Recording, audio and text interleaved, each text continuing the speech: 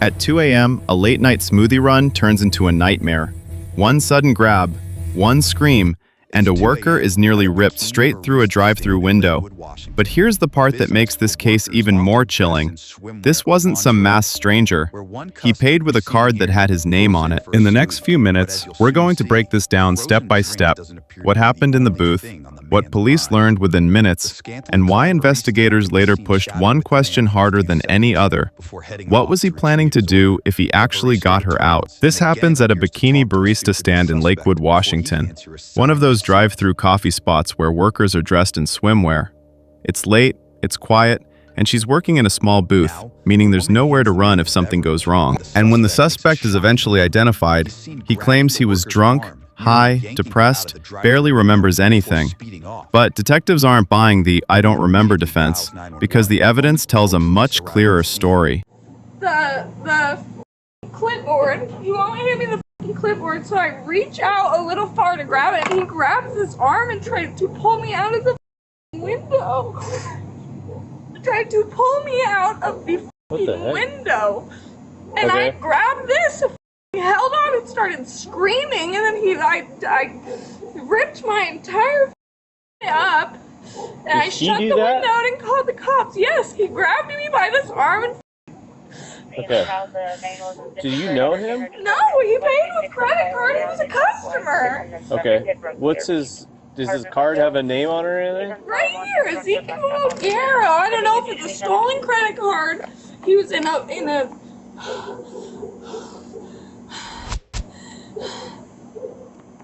a Scion TC, right? Yes, Scion TC. It was like that space gray, like that, like not dimensional color or metallic. Whatever. I couldn't get the license plate because I was too busy getting up.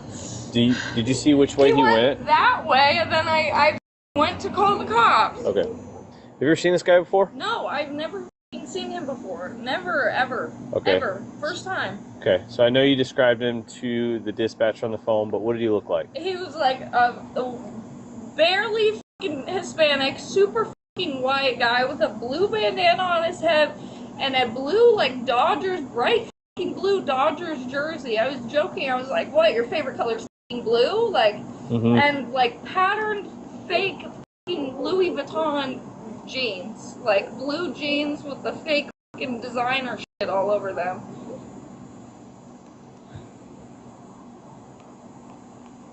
Anybody else in the car with him? No, he was by himself. Okay. Okay. Did he mention anything? Like, how long was he here? He was here for, like, I was making his fucking drink for probably like 2 or 3 or 4 fucking minutes, whatever, chatting with him like any normal fucking customer, you know, what are you up to? Anything else in the conversation that was I noteworthy? said, probably when I was going, I was like, are you up right now? Because bro was fucking acting stupid. He says, yeah, kind of. And then bro tries to pull me out of the fucking window. Okay. All right. I see red marks on your wrist there. All of my arm. Okay. All of my arm. In my fucking armpit. Jesus. Bro fucking tried to pull me out of the fucking window. All right. Let me get my camera. We'll get pictures of your red marks and stuff. And we'll keep looking for them here. All right, I assume like your arm was just getting like yanked against the right here. The frame, I grab this fucking window whenever I go to fucking lean out this window because you got me fucked up. You got me so fucked up. Sure. When are these retards gonna figure out the center of gravity? Holy fuck. Are they fucking stupid? Hey, do you have access? With a fucking credit card and not even cash? No, my boss probably does not give a single fuck, honestly. I can ask. Yeah. I knew it happened at fucking 2:20. Yeah. And all my cameras are working right now, and they were working, so I don't know. I can fucking ask. Okay. So I got fucking almost snatched out the window. All right. So if we can find him, then we'll come back. We'll get you. We'll execute him on the spot, please. What the actual? Because my camera's going right now, I will say no. We can't do that. But hopefully we'll be able to identify him. Okay. Right. Let me get you a case number. We'll get out of here. 1 week later, the suspect is tracked down and brought in for questioning. I'm gonna have you Sit right there for me. Investigators identified a man seen here as 19-year-old Ezekiel Guerrero, a teenager by the same name found on the receipt at the business. Are you from California? I am not. I'm not. You're from up there? From Eastern Washington, Yakima. Oh, that's right. You're from the Sunnyside area, right? Yeah, I was born in Yakima. Granger, Sunnyside, all that area. Yeah. You're 19 years old? Yeah. All right. I do want to talk to you about this. Yeah. Look, here's the thing. Now, I'm not here to make you look. I want to give you an opportunity to explain what happened. No, of course. We're just going to go about our way, okay? But before that, obviously you're in custody. I have to read you your constitutional rights, okay? So do you voluntarily wish to answer questions now? Thank you. You're welcome.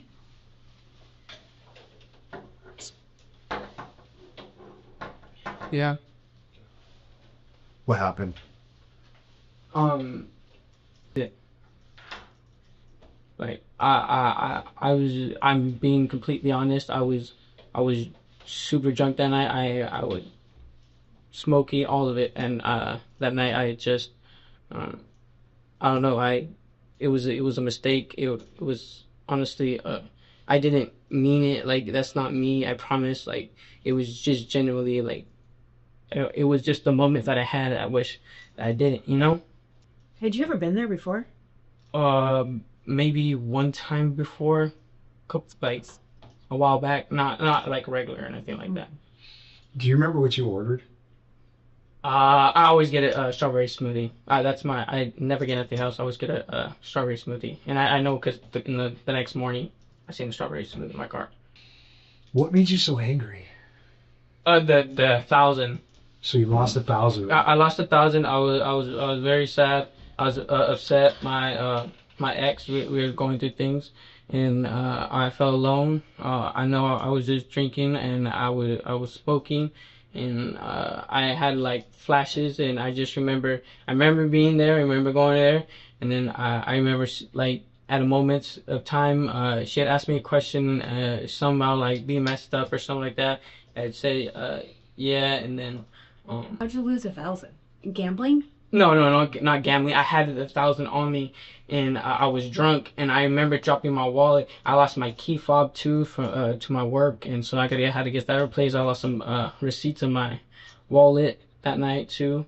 No, it was just a bad night for me. I'm sorry. And you say you're smoking marijuana? Yeah, marijuana. So you were drunk and stoned? Yeah. It was just a bad night. Ezekiel confesses to the crime while repeatedly blaming alcohol and marijuana for his actions, but detectives continue digging for answers.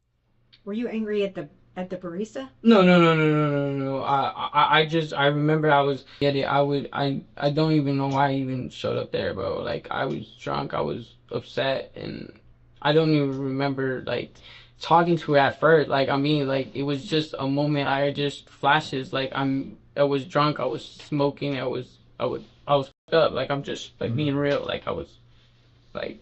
Next, the detective shows Ezekiel some photos that he says directly tie Vicune to the alleged abduction attempt.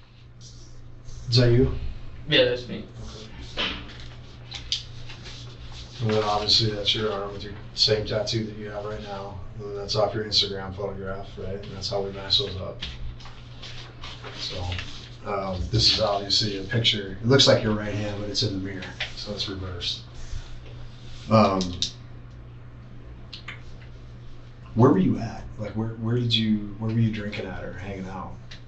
I was honestly just drinking. I was at my house. I was drinking at my house, and I was drinking in my car. I was in the right state of mind. I was depressed, honestly. Like, I felt sad, like in a sad state of mind, and I was just kind of. How'd you pick that stand? Because that stand's nowhere near your house. It's kind of off the beaten path for you. That's just the only one that I know that's always open at that time. There's no other one, so that's why I knew. Like, I don't go out to that area. I just had went. I was drinking. I was in the right state of mind. Like, it was just an idea. I thought it was good, Did you think we'd be coming eventually? I mean, I'm not sure. Were you going to sexually assault her? Yeah, Has this happened somewhere else? Do we have a pattern?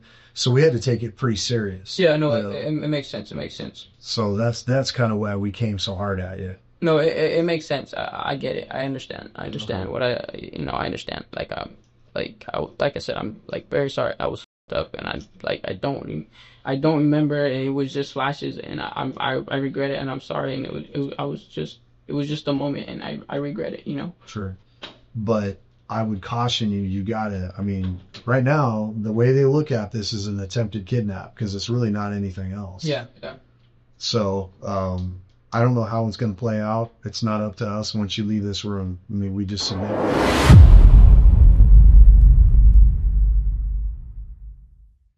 Now that you've seen the full timeline, let's slow this down and look at what this case actually shows, without emotion, without excuses, and without jumping to conclusions that the evidence doesn't support. This was not a chase. This was not a prolonged struggle. This was a brief, violent attempt, measured in seconds, but seconds are all it takes. The suspect didn't threaten her verbally. He didn't say what he wanted. He didn't explain himself in the moment. But intent in the legal world is not measured by what someone says. It's measured by what someone does. And what he did was reach into a confined space, grab a lone worker, and try to physically remove her from her place of safety at 2 o'clock in the morning. That single action is what drives everything that follows. One of the most common viewer questions in cases like this is, how can this be kidnapping if nothing else happened? Here's the key point. Attempted kidnapping does not require a completed abduction, a stated motive, a detailed plan. It requires the use of force directed at a person with the apparent goal of moving or controlling them. When Ezekiel grabbed her arm and tried to pull her through that window, the crime was already complete, legally speaking. Police don't get to assume best-case scenarios. They have to assume worst-case outcomes, because the risk to human life is real. That's why detectives pressed him so hard on one question. What would you have done if you got her out? Because from a law enforcement perspective, once someone is outside that booth, alone, off camera, at night, the danger multiplies instantly. Throughout the interrogation, Ezekiel leans heavily on one explanation. I was drunk. I was high. I wasn't in my right state of mind. This is one of the most common explanations police hear after violent crimes. But intoxication does not erase responsibility. In fact, in many jurisdictions, voluntary intoxication can actually strengthen a case because it shows reckless disregard for consequences. What stands out here isn't just that he was intoxicated. It's what he remembers versus what he claims he doesn't. He remembers driving home, getting into bed, ordering a strawberry smoothie, losing money earlier that night. But he doesn't remember the exact moment where force was used. That selective memory is something investigators see all the time, and it's one reason they rely more on video, physical evidence, and victim testimony than on post-arrest explanations. This case also highlights something that law enforcement takes very seriously: environmental vulnerability. A bikini barista stand is isolated, has limited exits, puts workers in close physical proximity to customers, often operates late at night. None of that justifies an attack, but it absolutely changes how police interpret risk. From an investigative standpoint, this wasn't just an assault. It was an attack in a setting where escape options were minimal and response time could be delayed. That context is why detectives immediately escalated this case, and why the charge wasn't minimized. There's one detail in this case that deserves real attention. The victim didn't freeze. She didn't comply. She didn't panic in silence. She braced herself. She locked her body against the structure. She screamed. That reaction, holding the window frame, planting her legs, likely prevented a much worse outcome. It's an uncomfortable truth, but an important one. In sudden attacks, resistance and noise can be the difference between escape and escalation. Her instincts mattered. At the end of the day, Ezekiel can be sorry. He can regret it. He can explain how bad his night was, but none of that changes what happened in those few seconds. The legal system doesn't punish emotions, it punishes actions, and in this case, the action crossed a line that the law takes extremely seriously. That's why he was charged with first-degree attempted kidnapping, and why this case will follow him long after that night fades from memory. Cases like this aren't about monsters hiding in the dark. They're about impulsive decisions made in vulnerable moments, and how quickly those decisions can destroy lives on both sides of the window. And if you think this case was intense, the next one raises an even harder question. What happens when a suspect doesn't let go? That's coming up next. If you're watching these breakdowns to better understand police investigations, criminal behavior, and how quickly ordinary situations can turn dangerous, make sure you're subscribed. These cases aren't just stories, they're lessons written in real consequences.